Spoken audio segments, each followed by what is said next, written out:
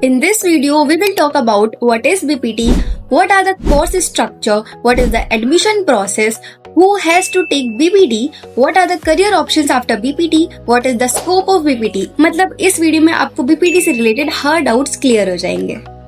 Hello cupcakes, I am Rashi Gujarati, BPT second year student and you are wanted to take admission in physiotherapy course and your parents are unsure about it. This video will give you complete clarity about physiotherapy। What is BPT? BPT का मतलब होता है bachelors of physiotherapy. Physiotherapy हमारे पास में एक health care profession होता है जो मेनली डील करता है पेन मैनेजमेंट, रिहैबिलिटेशन और मूवमेंट्स के ऊपर। अगर इनको हम सीधे शब्दों में देखें तो जो स्पोर्ट्स इंजरी होती है, सर्जरी के बाद की जो रिकवरी होती है, पेन मैनेजमेंट जैसे बैक पेन, नी पेन, इन सब को ठीक करने के लिए बीपीटी या फिजियोथेरेपी बहुत ज्यादा इंपॉर्टेंट रोल प्ले करता है। तो अगर हम बात करते हैं कोर्स स्ट्रक्चर की, तो कोर्स स्ट्रक्चर ये 5 साल का कोर्स होता है जिसमें 4.5 इयर्स की हमारे पास में थ्योरी पढ़ाई जाती है और 6 मंथ्स की इंटर्नशिप होती है। अब इंटर्नशिप पेड भी हो सकती है और अनपेड भी हो सकती है, आपकी कॉलेज पे डिपेंड करता है। अगर हम गवर्नमेंट कॉलेजेस को देखते हैं तो उनकी जो फीस रहती है वो 25,000 से लेकर 50,000 पर ईयर होती है, विच इज वेरी लेस। पर अगर हम प्राइवेट कॉलेजेस की बात करें तो उसमें 60,000 से लेकर 3 लाख पर भी फीस हो सकती है। और ये सारे वो सब्जेक्ट होते हैं जो आपको इन 5 सालों में पढ़ने होते हैं। अगर हम बात करते हैं एडमिशन प्रोसेस की, तो फिजियोथेरेपी में 3 बेसिस से एडमिशन होते हैं। फर्स्ट तो होता है हमारे पास में नीट के बेसिस में, जो प्राइवेट और गवर्नमेंट कॉलेजेस दोनों नीट को कुछ कॉलेजेस कंपलसरी मानते हैं। सेकेंड होता है एंट्रेंस एग्जाम के बेसिस पे। हर कॉलेज की पर्सनल एंट्रेंस एग्जाम्स होती है जो आपको क्लियर करनी पड़ती है, उस बेसिस पे आपको एडमिशन मिलते हैं। अब थर्ड होती है डायरेक्ट एडमिशन। कुछ प्राइवेट कॉलेजेस डायरेक्ट एडमिशन भी अलाउ करते हैं। इसमें हमारे पास में क्वालिफिकेशंस क्या होनी चाहिए? हमारे पास में 11th 12th में फिजिक्स, केमिस्ट्री, बायो हमारा सब्जेक्ट होना चाहिए। 50% से ज्यादा आपके नंबर होने चाहिए। उसके बाद में आपको स्टेट काउंसलिंग में रजिस्टर करवाना होता है। आपके नंबर के हिसाब से आपको कॉलेजेस, गवर्नमेंट कॉलेजेस अलॉट होते हैं।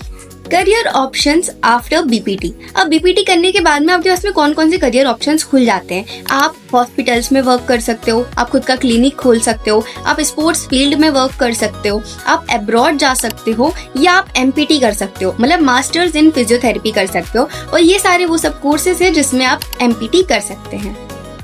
What is the scope of BPT? First तो अगर आप क्लिनिक्स के फिजियोथेरेपी को देखेंगे तो वो क्लिनिक आप खोल सकते हैं और उसके अंदर आपके पास पेशेंट्स आएंगे, उनको आपको ट्रीट करना होता है।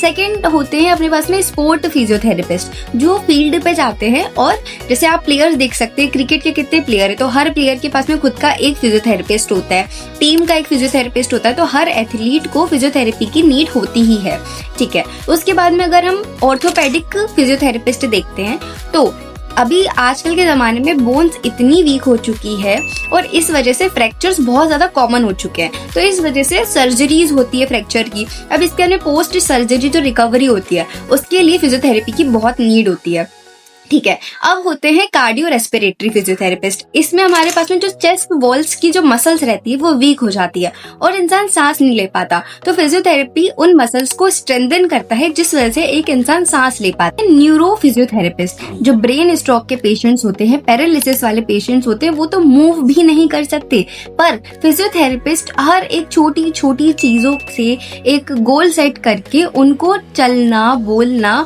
और उनकी मूवमेंट्स को धीरे धीरे वापस लाने की पूरी क्षमता रखती है। कितने स्ट्रेन हो गए, स्ट्रेन हो गए, neck pain, back pain, knee pain, body में कहाँ पेन नहीं है। तो और ये जो न्यू जनरेशन है ये इतनी सेडेंटरी लाइफस्टाइल जी रही है, हर चीज बैठे बैठे ऑनलाइन हो रही है और इस वजह से जो भी पेन्स है वो बढ़ने ही वाले हैं टाइम के साथ में। तो इसीलिए अगर हम देखें तो फिजियोथेरेपी एक ग्रोइंग करियर है जो टाइम के साथ साथ में इसलिए ग्रो करने वाला है। और लोग बोलते हैं कि इसमें स्कोप नहीं है, तो इतने सारे स्कोप हैं इसमें, बस देखने की जरूरत है और खुद की स्किल को डेवलप करने की जरूरत है।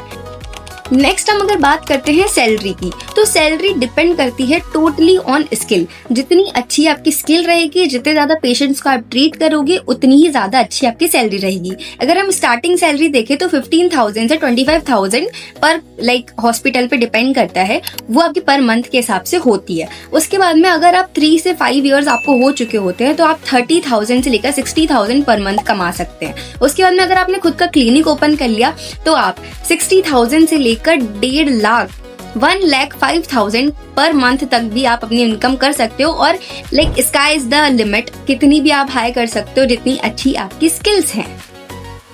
Now the last question comes in our head, who should take BPT? किसको बीपीटी लेनी चाहिए? फर्स्ट, जिसको बायोलॉजी पसंद हो।